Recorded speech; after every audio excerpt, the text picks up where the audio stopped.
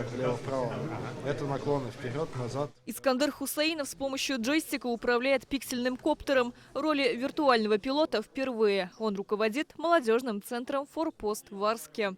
Для меня тоже особого такого труда не составляет, так как вырос именно с технологиями, вот с этими же смартфонами. То, что касается именно наяву, когда ты с дроном уже управляешь, то есть получается мы чуть-чуть еще не чувствуем дрон и можем как бы удариться. Пульт управления симулятором точно такой же, как у настоящих дронов. Но нужно привыкнуть к виртуальному пространству. В этом убедилась первокурсница Казанского колледжа дизайна Анастасия Ермакова. Учиться пришла вместе с подругой. Мне всегда было интересно, как там всякие дроны летают. В детстве очень нравились маленькие дроны, мне родители покупали всегда. Проект «Академия пилотов БПЛА» реализуется в Татарстане впервые. Он охватил более 100 ребят со всех районов республики.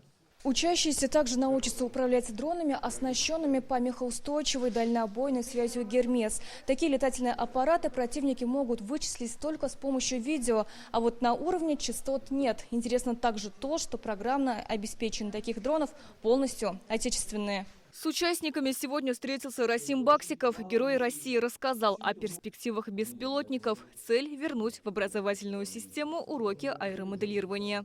Наша задача все это возродить.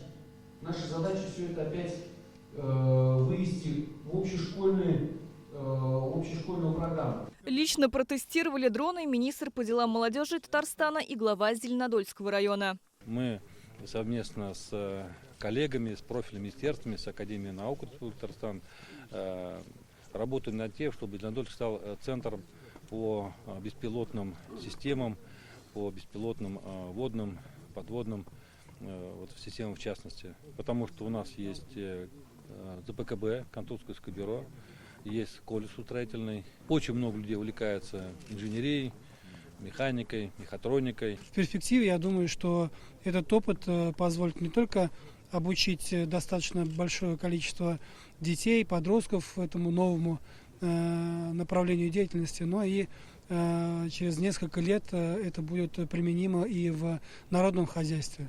Тот же самый пример, беспилотного такси, которое в разных странах сегодня появилось, да, это и строительство, и сельское хозяйство. После курса ребята испытают себя в гонке пилотов. В будущем Академию планируют открыть и в других регионах России. Сирина Васильева, Игорь Аманов, ТНВ, Зеленодольский район.